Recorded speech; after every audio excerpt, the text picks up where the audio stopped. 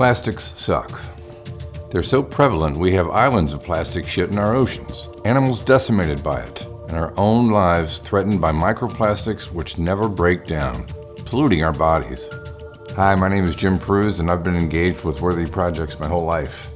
We need to get a grip on oil-based plastics, starting like right now, which is why I'm pitching you to contribute to Hempopolis, the bioplastics initiative, here on Indigogo.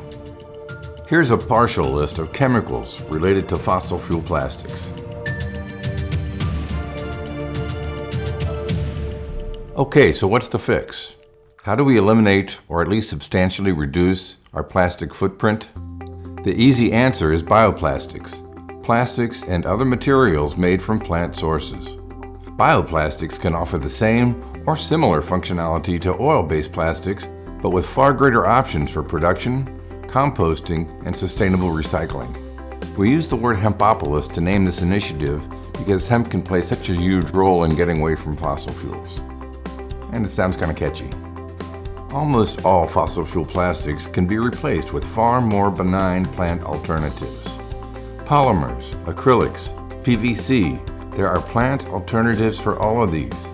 We just need the focus and finances to get this transformative idea off the ground. Bioplastic products and composites offer a highly viable alternative to fossil fuels. From bioplastic pellets for supply chains, hemp products, bioplastic packaging, single-use, it's a long list.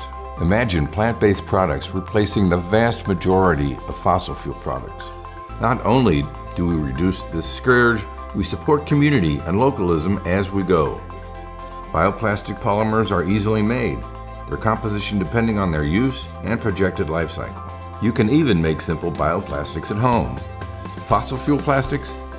No, you need a big polluting facility.